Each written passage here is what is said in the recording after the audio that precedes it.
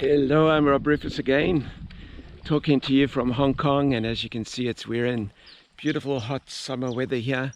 I'm standing in a part of the country park of Sai Kung. It's about 5 minutes walk from where I live, and we are surrounded by this wilderness areas with these lovely little bays and estuaries that are full of fish and full of life, and the bush is full of wild things. So as a son of Africa, this makes me feel so happy. There's no rhinos or elephant or lion out here, or leopards, unfortunately, but there are some wild things here, and they make me feel, it spices me with a feeling of live wild things in the bush. Anyway, I want to talk about two things, hopefully quite briefly. So I'll talk about the one, and then I'll switch off and then pick up on the second one. I want to talk right now a kind of a redemptive, loving, gentle, intensely prioritized, and even I would suggest a warning to the church right now, that this is a time that we need to find ourselves coping with all the pressures and stresses. I've just talked about dealing with the feelings of stress in my message just a few minutes ago. But we need to not allow ourselves to be distracted right now. We need to be really conscious of separating ourselves. That old-fashioned word, consecrated, connected to God, sanctified, and exclusively separated unto Jesus, and the assignments and the authorizations that He is refining and preparing the church for. He's filtering out all traces of self-centeredness, narcissism, a fear of rejection, our addictions to human approval, and He's doing some last-minute tweaking during this virus. Let's not be afraid about the delay, what seems taking longer than what we hope for. It can be discouraging, but honestly, for God 1,000 years is a day, and a day is 1,000 years. And we are being prepared for something much bigger than any generation has been prepared for. And I love revivals, and I've studied most of the known revivals, read the books, listened to the recordings of the survivors of those revivals as much as I could get hold of. One of my most favorite revivals, of course, is the Welsh revival. The most of them lasted 2 or 3 years, apart from the Wesley revival, which lasted a lot longer and was much better organized. But they were intense for at least 2 to 3 years. God's will is that a message of grace be preached so clearly that we don't have to have any more revivals. It will be an ever-increasing glory, escalating and towards a climax and consummation of the ages. And so the Lord will even delay this next outpouring to make sure that we are ready as stewards to handle in the most mature way the most glorious manifestation of the authority of the kingdom of heaven. That's what Jesus said in Luke 11. He said, you know, up to now the law and the prophets have been pushing in, but from this time of John the Baptist, the kingdom of heaven is pushing in, and the kingdom is violently taking. The kingdom is violent. In other words, what he's saying is the time of the law and the prophets is over, but the kingdom has come, and the kingdom is the priority, and the kingdom is violently, with force, pressing into this world as much as human partnership will cooperate with the King of Kings and the power of the kingdom. And it's going to take men and women of tenacity to be able to, and fortitude, who can handle a thorn in the flesh, which is not sickness, it is rejection and insults, it is buffeting, it's people coming against you, because what we're called to do is stand as ambassadors of the highest government of the universe right now. And we're authorized from the highest levels of the high courts of heaven and the throne room of God. And we need to see our ambassadorial prestige, that Jesus did everything He did so that He could get to the right hand of the Father, exalted to the highest place as a great high priest, and even cleanse the heavenly utensils in the mercy seat in the Holy of Holies, and in the mercy seat in the tabernacle in heaven. For even at first Adam's fall was so drastic, it even affected the mercy seat in heaven. And He had to be exalted to that place. He that created all things and holds all things together by his powerful word, and is the exact representation of God, the very mirror image of God. Jesus Christ reveals the fullness of the nature of the Father. And his whole purpose of the cross, going down into the depths of darkness to get the keys of hell and death from the devil, and getting all authority in heaven and earth. The primary purpose of 40 days of talking to his disciples after his resurrection and breathing into them and speaking through the Spirit, Acts 1 verse 1 and 2 says, for 40 days in the hills of Galilee. And then his ascension, 10 days before Pentecost. And all of that process was for one thing, to get the fullness of the person of the Holy Spirit filling the earth from north, south, east, and west, the glory of God. And as he came on the day of Pentecost, it was absolutely magnificently glorious. So God is about to pour out his Spirit on all flesh. That was a promise of Joel on the day of Peter prophesying what Joel said. This is the heart of God. It is not waiting at the rapture bus stop and trying to survive. It has not been self-centered. It's not been afraid of this coronavirus. It's been wise, and don't put people at unnecessary risk. But we've seen people healed already of this virus. And we're not to be afraid of it. We just need to be thoughtful about others and those that are weak in faith. But I can tell you this, that when this virus is finished, there's coming an outpouring of the Holy Spirit, not on the church, but on the flesh of all people, on all Chinese people, 1,400,000,000 of them, on all Indian people, on all Asian people, on all Western people, on every nation. He's coming. He's pouring out a spirit of conviction of sin, righteousness, and judgment. He's going to penetrate the hearts of every man and woman. The rebellion on this earth and the witchcraft and the dishonor to the living God is atrocious, and it is getting out of hand. And the only hope is the Spirit of God would cut men and women's hearts to the core and show them of their sin of unbelief in Jesus, that they would be compelled in their hearts to believe on the Lord Jesus Christ, and they would be compelled to see that he's gone to the Father to release the Holy Spirit. And he's gone to the Father where he's, as a high priest, is giving us righteousness as a gift. That unbelievers will see they'll be cut. Not a little conversion, not a little church convert, but a kingdom convert to the kingdom.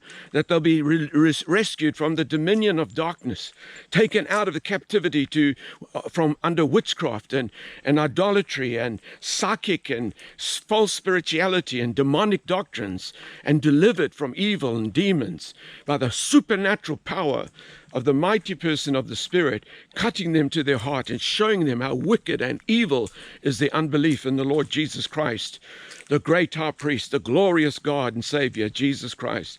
And that they will also know the gift of righteousness is available because he's gone to the Father. All this by the Spirit. And they will know that the devil, the prince of this world, has been condemned and judged and cast out, and they have authority over him. This outpouring of the Spirit is to cut men and women to their hearts. The church will never reach the world with its inward-looking self-centeredness. The church will never reach the world even with its attempts at evangelism. None of our practices have the effect that we see in the book of Acts, where 3,000 people were cut to the heart in one day. And then on the church multiplied and grew because there was such awe and miraculous power over the house. There was the whole way of the church after this virus is going to be completely restored to the primitive church that sustains the highest levels of the power of God. Where people lie in the midst of the service against the Holy Spirit, things will happen. There will be an awe and a fear of God. There's going to be in our time such joy and blessing. But I can tell you that the church that is seeker sensible or is just catering for self-centered humanistic standards is never going to make it in these days. God will hinder it. God will oppose it because he opposes the proud. The counterfeit church will not be allowed through the coronavirus filter.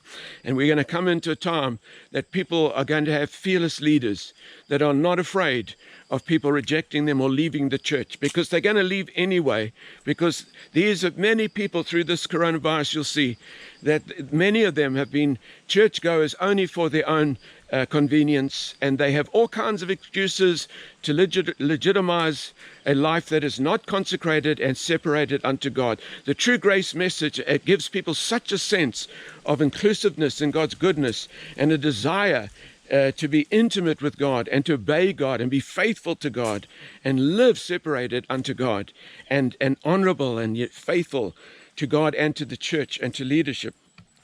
And so we're seeing that the church needs to get ready for the outpouring of the Holy Spirit on the world, on the lost, on the unsaved. And so I believe that the key strategy for the church to disciple the converts that are coming by the power of the Holy Spirit is to disciple people the way Jesus discipled people. One of the things that made me so discouraged and I was kind of very reluctant to get involved with discipling people is because of all the different types of curriculums and ideas of what people assumed discipling is. And none of it interested me. It all looked too much to me like babysitting Christians. And I began to question, well, who was the greatest discipler? Who was the greatest example of someone who discipled? And then, of course, Jesus. That's all he did. For 3.5 years, he just discipled. And he discipled 12, and then he discipled 70, and then he discipled 500. And he was discipling even multitudes at a time. And so, what did Jesus disciple in? Did he disciple in character? Did he disciple on how to be a better church member? Did he disciple how to just do cute little Christian things? No. He discipled his disciples in how to do the supernatural, how to cast out devils, how to heal the sick, how to preach the good news of the kingdom, how to manifest the power of the Holy Spirit. Everything he did all the time was authorizing them in the anointing to do the miraculous, to do the supernatural. Jesus discipled constantly on one subject and one subject alone. It was to do the miraculous, to do the power and demonstrate the kingdom. He even said, he started with 12, then 70, then 120. And then he said, these signs shall follow them that believe, everyone that believed. Then in John 14:12, he said that every believer from the time of Jesus to the end of the age, anyone who believes in me will do the miracles I've been doing and even greater miracles, because I'm going to the Father, which means I'm going to send the Holy Spirit so you can do these miracles. So it's an amazing satanic success story of distraction, that the major emphasis of Christian discipleship over centuries is mainly been about character. It's been about babysitting. It's been about training people to be good behaved church people. And yet they are powerless. And as we've seen coming up to the time before Corona, what we've watched over the nations, what I've watched for the last 40 years in the church world. Yes, there's some beautiful exceptions, and I'm so grateful for them. And there's so many places we can bless and honor. But by and large parts of the church have been taken over by satanic power, because the people have not been discipled on how to deal with devils, evil spirits. They don't really know about the truths of God's grace. They don't know the authority. They believe they can become a Job. The Lord gives and the Lord takes away, which is rubbish. The Lord does not give and then take away. Jesus said, I've come that you might have life and have life more abundantly. It's the thief that comes to take away, to rob and kill and destroy. And so all of these heresies and false teachings, which are doctrines of demons, have opened the church up to be satanically destroyed, to be satanically oppressed. Most believers around the world are not moving in the power of the Holy Spirit. They're moving in the flesh and under demonic doctrines, under demonic powers. They don't even know how to listen to wisdom and revelation. They have been conquered by the devil because no one has discipled them in the ways of the kingdom, in the ways of the tangible transference of the anointing, how to invoke the anointing, how to flow in the anointing. So many dynamics. So Jesus' primary passion was to disciple people in the supernatural power of the kingdom and equip them to do what he did. So by the time the book of Acts church starts, in that first century, 100% unity on the supernatural, unity and agreement on miracles, unity and agreement that the power of God was the priority, that the whole community was clothed in a climate and mantled with miracles and divine power. And whenever they were attacked by an anti-miracle spirit, and they were warned that their very lives would be threatened, they would always go back to their own community and say, Lord, behold their threats against us. Their threats were trying to kill them, threatened to put them to death. And they said, behold their threats, and stretch out your hand and give us boldness to do signs, wonders, miracles, and healings. What was their constant obsession? Was that what Jesus had done to disciple his disciples was now being made manifest with Jesus at the right hand of the Father, and the church was in unity on this one important thing.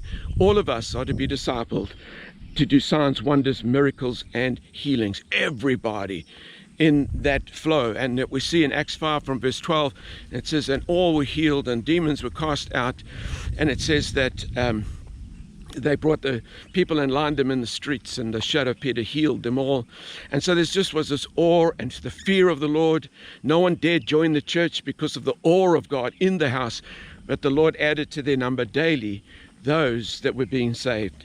Now I find all of this so amazing, because you see, Jesus, the epistles did teach issues on character and how to deal with immaturity and conflict in the church. There was aspects of that, but primarily and essentially, Jesus wants everyone to be discipled in the how to walk in the supernatural and have total dominion over demons, to conquer them, to crush them, for the church to not be constantly having to deal with people who are going through all kinds of psychic problems, which are all demonized oppressions, and faithful one day and then unfaithful the next, because they are being oppressed by an invisible power.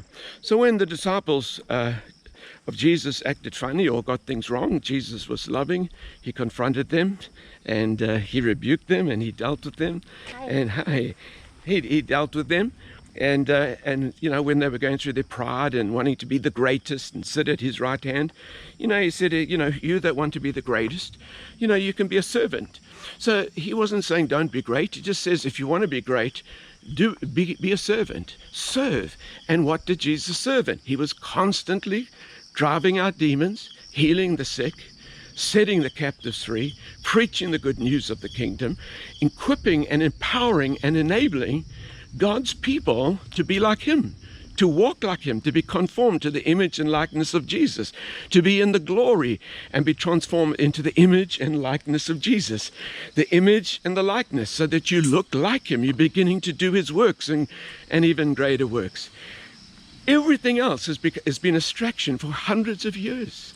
And in revivals, you see all of God's people beginning to move in the supernatural again. But revivals are not revivals show a brief norm. But the Lord doesn't want a brief norm again. This next outpouring is not just for the church. This outpouring is on the unbelievers. And the church needs to be ready and practicing during this coronavirus time to know how to do the kingdom works of the miraculous.